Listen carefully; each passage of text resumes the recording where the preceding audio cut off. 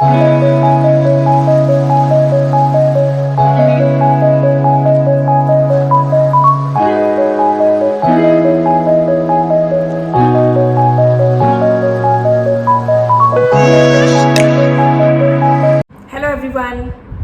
Is doctor Neelam Avtar Singh, homeopathy consultant. बहुत दिनों के बाद वीडियो बना रही हूँ क्योंकि मैंने रूब्रिक फॉर टुडे यूट्यूब पे स्टार्ट किया है, जो हर रोज़ सुबह 8 बजे पब्लिश होता है। और हर रोज़ हम एक रूब्रिक लेकर या एक पॉइंट लेकर उसको डिस्कस करते हैं, उसको एक्सप्लेन किया जाता है, उसका डीडी किया जाता है और कुछ मेडिसिन डिस्कस की जाती है। तकरीबन 16 वीक्स हो गए हैं जब से ये प्रोसेस स्टार्ट हुआ है। उसके रहते हुए वीडियोस बनाने का टाइम ही नहीं मिलता। लेकिन बहुत सारे फ्रेंड्स ने, बहुत सारे पेशेंट्स ने बोला कि आर्थराइटिस पे वीडियो बनाई जाए। आज मैं उनकी रिक्वेस्ट पे I am making video on arthritis. Arthritis होता है किसी भी जॉइंट में इन्फ्लेमेशन मतलब उसमें सूजन, उसमें दर्द, तकलीफ, चलने में मुश्किल, रेडनेस, और ये किसी भी जॉइंट में हो सकती है। आर्थराइटिस बेसिकली 2 तरह का होता है, एक है रूमेटॉइड आर्थराइटिस और दूसरा है ऑस्टियो आर्थराइटिस। सबसे पहले बात करते हैं रूमेटॉइड आर्थराइटिस। ये एक ऑटो इम्यून डिसऑर्डर है। हमारी बॉडी में जो हमारा इम्यून सिस्टम है, जो हमें बीमारियों से बचाता है, उसमें गड़बड़ हो जाती है, उसमें प्रॉब्लम आ जाती है, जिसकी वजह से वो अपना ही टिश्यू, अपने ही बॉडी सेल्स खाने शुरू कर देता है। तो रूमेटॉइड आर्थराइटिस में भी ऐसे ही होता है। तो इम्यून सिस्टम की गड़बड़ होने की वजह से वो हमारे जॉइंट्स को खाना शुरू कर देता है, जिस वजह से ये प्रॉब्लम होती है। ये क्रॉनिक प्रॉब्लम होती है, धीरे धीरे प्रोग्रेसिव, धीरे धीरे बढ़ती रहती है। इसमें इन्फ्लेमेशन हो जाती है, जॉइंट सूज जाते हैं, उनमें दर्द होना शुरू हो जाता है और डिफॉर्मिटीज़ आनी शुरू हो जाती है। डिफॉर्मिटीज़ माने कि उसमें जॉइंट्स की शेप बदल जाती है, वो टेढ़े मेढ़े हो जाती हैं, फिंगर्स जैसे हैं वो ऐसे मुड़ जाती हैं या बहुत ज़्यादा खराब हो जाते हैं। तो ये हमारी बॉडी में इम्यून सिस्टम के खराब होने की वजह से ये प्रॉब्लम आती है, रूमेटॉइड आर्थराइटिस। इसमें फिंगर्स इन्वॉल्व हो सकती हैं, बड़े जॉइंट्स भी इन्वॉल्व हो सकते हैं, नी और एंकल जॉइंट, रिस्ट, एल्बो, ये सभी जॉइंट्स इसमें इन्वॉल्व हो सकते हैं। और इसमें फीवर भी हो सकता है, जॉइंट पेन के साथ साथ फीवर भी हो सकता है, और साथ में पेशेंट का वेट भी कम होने लग जाता है, पेशेंट पतला होना शुरू हो जाता है। और दूसरी टाइप का आर्थराइटिस आता है ऑस्टियो आर्थराइटिस। ऑस्टियो आर्थराइटिस एक डीजेनरेटिव डिजीज़ है, जिसमें धीरे धीरे जो जॉइंट्स के बीच में जो कार्टिलेज होता है, वो कार्टिलेज धीरे धीरे ख़त्म होना शुरू हो जाता है। कहते हैं ना कई बार डॉक्टर्स कि आपके जॉइंट की ग्रीस ख़त्म हो गई है, तो ये वही होता है जो एज के साथ रिलेटेड होता है। जैसे जैसे एज बढ़ती है वैसे वैसे ये प्रॉब्लम बढ़ती है। विमेन में ज़्यादा होता है, औरतों में ये ज़्यादा कंडीशन होती है। अगर आप ओबीस हैं, आप मोटे हैं, तो इस कंडीशन में होता है। अगर कहीं जॉइंट को चोट पहुंच गई, कोई इंजरी हो गई जॉइंट में, तो भी ये कंडीशन आ जाती है। कई बार इंजरी बहुत साल पहले हुई होती है और बहुत साल पहले होने 10 साल पहले हुई, लेकिन प्रॉब्लम आज स्टार्ट हुई। ऐसे भी होता है इसमें। जो हमारे जॉइंट की प्रोटेक्टिव लेयर है, जो कार्टिलेज है, वो धीरे धीरे ख़त्म हो जाता है और जो जॉइंट है वो आपस में इस तरह से रब करने लग जाता है। इस वजह से ये प्रॉब्लम होती है। और इससे जॉइंट डैमेज हो जाता है, डीजेनरेटिव चेंजेस आ जाती हैं। अगर जॉइंट डैमेज हो जाता है तो उसमें रिकवरी थोड़ी स्लो होती है, क्योंकि जो एक बार चीज़ें नष्ट हो जाती हैं उनको दोबारा से ठीक करना बहुत मुश्किल होता है। लेकिन अगर इनिशियल स्टेज में इसको अच्छी तरह से मैनेज किया जाए शुरू में ही, तो इजीली मैनेज किया जा सकता है। इसके सिम्टम्स होते हैं वही दर्द, फ्लेक्सिबिलिटी जॉइंट में नहीं होती, क्रैकलिंग की आवाज़ आती है और चलने फिरने में मुश्किल होती है, चला नहीं जाता, सूजन आ जाती है, स्वेलिंग हो जाती है, टेंडरनेस होती है। सो इस तरह सिम्टम्स तो ऑलमोस्ट सेम होते हैं दोनों में। ऑस्टियोआर्थराइटिस वियर एंड टियर की वजह से होता है, जॉइंट में वियर एंड टियर हो जाता है। ये हेरिडिटी भी हो सकता है, दोनों की कंडीशन हेरिडिटी हो सकती हैं, दोनों में जेनेटिक डिसऑर्डर्स होते हैं और बोन डिफॉर्मिटी हो सकती है। सो ये तो बात हुई आर्थराइटिस के different type, rheumatoid arthritis and osteoarthritis की। अब हम बात करेंगे इनके ट्रीटमेंट की, जो कि बहुत ज़्यादा इम्पॉर्टेंट है।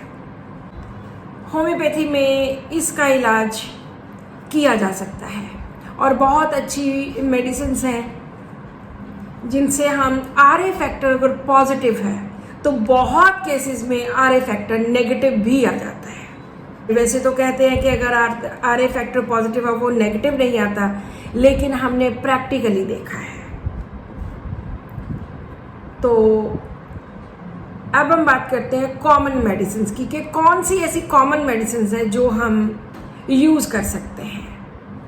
बहुत कॉमन मेडिसिन यूज़ होने वाली हैं bryonia, phosphorus, rhus tox, formica rufa, ledum pal and और भी बहुत सारी मेडिसिन्स।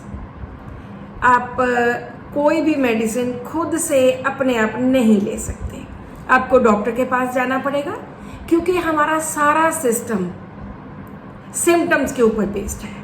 कोई भी स्पेसिफिक या पेटेंट मेडिसिन्स कभी भी क्योर नहीं करती। वो आपको आराम तो दे सकती हैं, लेकिन क्योर के लिए आपके पूरे सिम्टम्स लेने होंगे और उसके हिसाब से ही आपकी मेडिसिन का चुनाव होगा, सिलेक्शन होगी और उसी के अकॉर्डिंगली ही आप ठीक होंगे। अब हम कुछ मेडिसिन की बात करेंगे। जो सबसे पहली मेडिसिन है दैट इज़ ब्रायनिया। ब्रायनिया एक ऐसी मेडिसिन है जो इन्फ्लेमेशन ऑफ जॉइंट्स में, साइनोवाइटिस में, सभी जॉइंट पेन्स में बहुत कॉमनली यूज़ की जाती है। ब्रायनिया में चलने से पेशेंट जब चलता है वो चल ही नहीं सकता, उसको चलने में बहुत प्रॉब्लम होती है, क्योंकि ब्रायनिया में मोशन से एग्रीवेशन है। मोशन एग्रीवेट और रेस्ट करता है, आराम देता है जॉइंट को, तो उसको आराम मिलता है। इसके ऑपोजिट रस्टॉक्स है, जिसमें इनिशियली जब पेशेंट चलने लगता है तब दर्द होता है, लेकिन जैसे जैसे चलता रहता है, 5-7 मिनट चला, काम करी जा रहा है, उसको बेटर महसूस होता है। सो इस तरह दोनों मेडिसिन को हम डिफ्रेंशिएट कर सकते हैं। इसमें एक और मेडिसिन जो मैं बहुत कॉमनली यूज़ करती हूँ दैट इज़ नक्स वोमिका। ये इस तरह की मेडिसिन है जिसमें किसी भी तकलीफ़ को पेशेंट बर्दाश्त नहीं कर सकता। उसकी पेन चाहे थोड़ी हो, चाहे कितनी भी हो, लेकिन वो पेन को उससे बर्दाश्त नहीं किया जाता। इनटॉलरेंस ऑफ कंप्लेंट्स, और बहुत चिली होता है, बहुत ज़्यादा हार्ड वर्किंग होता है, बहुत मेहनत करता है, सारा दिन काम करते रहना, लेकिन तकलीफ़ बर्दाश्त नहीं कर पाता। ठंड से ज़्यादा प्रॉब्लम होती है। नक्स वोमिका में ड्रैगिंग की कंडीशन आ जाती है कि बहुत मुश्किल से टांगों को घसीट घसीट के वो चल रहा है, लिम्स को बहुत मुश्किल से चला रहा है। तो नक्स वोमिका वहाँ पे बहुत अच्छा एक्ट करती है। इसमें और भी मेडिसिन हैं जहाँ पे ड्रैगिंग ऑफ लेग्स है because of inflammation of joints. इसमें है merc sol and plumbum and conium. Joint pains में अनगिनत मेडिसिन हैं। Belladonna, calcarea carb, lycopodium, merc sol, aconite. तो अकेली पेन दूर करना हमारा काम नहीं है कि अकेली पेन के लिए हम मेडिसिन दें। हमारा मकसद होता है कि पेशेंट को फुली क्योर किया जाए,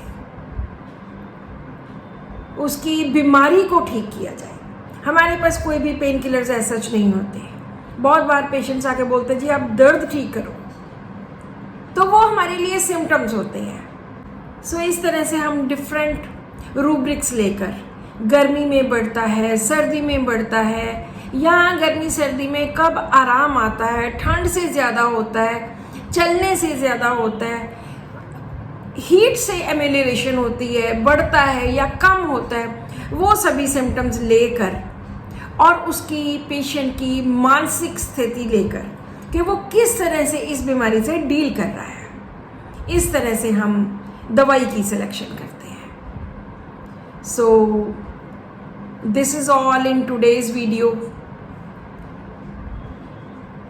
अगर आपको कोई आर्थराइटिस के साथ रिलेटेड कोई भी प्रॉब्लम है तो आप होम्योपैथिक डॉक्टर के पास जाइए, वहाँ से मेडिसिन लीजिए, क्योंकि होम्योपैथी में किसी भी बीमारी को दबाया नहीं जाता, सिर्फ पेन को ठीक नहीं किया जाता बल्कि बीमारी को ठीक किया जाता है। आप अपने आसपास के किसी भी अच्छे होम्योपैथिक डॉक्टर के पास जाइए और वहाँ से मेडिसिन लीजिए। हम हमेशा एक बात कहते हैं कि अगर आपको खास करके आर्थराइटिस, अगर आपको जॉइंट पेन्स हैं या बहुत ज़्यादा सीवियर आर्थराइटिस है, तो चाहे आप एलोपैथी साथ में कुछ पेन किलर ले सकते हैं अगर आपकी कंडीशन नहीं कंट्रोल में आती, लेकिन होम्योपैथी को मत छोड़िए, क्योंकि एलोपैथी लेने के बाद आप ज़रूरी नहीं है कि ठीक हो जाए, आपकी पेन तो फ़र्क पड़ जाएगी लेकिन बीमारी ठीक नहीं होती। बहुत बार देखा है हमने। लेकिन अगर आप होम्योपैथी लेते हो तो धीरे धीरे धीरे धीरे आपकी पेन के साथ साथ आपकी बीमारी भी ठीक होती है। मुझे अभी एक केस याद आ रहा है, एक बच्चा 10 साल का मेरे पास आर्थराइटिस का आया था और जिसने बहुत सारे ट्रीटमेंट करवाए थे। उसके पेरेंट्स ने बताया कि उसने बहुत सारे उन्होंने ट्रीटमेंट लिए, पीजीआई तक ट्रीटमेंट लिया, लेकिन उसको स्टीरॉइड्स दिए गए थे, लेकिन कोई भी फ़र्क नहीं पड़ा। उन्होंने 1-1.5 साल होम्योपैथी का ट्रीटमेंट किया, इस बात को 10 साल से ज़्यादा हो गए। उसको कार्सिनोसिन मेडिसिन दी थी, क्योंकि कार्सिनोसिन वाले पेशेंट बहुत ज़्यादा माइल्ड, बहुत आर्टिस्टिक एप्टीट्यूड वाले और फास्टिडियस, कहना मानने वाले, इस तरह के होते हैं। तो उसको कार्सिनोसिन मेडिसिन दी थी जिससे वो बिल्कुल ठीक हो गया। और आज वो 8-10 साल हो गए इस बात को, कभी मुड़ के दोबारा उसका आर फैक्टर पॉजिटिव नहीं हुआ। जो एक बार नेगेटिव हो गया तो 100% वो ठीक हो गया। ऐसे कितने ही ऐसे केस हैं जिनको होम्योपैथी ने ठीक किया। So this is all in today's video. Thank you so much for watching this video and keep watching my videos. Thank you.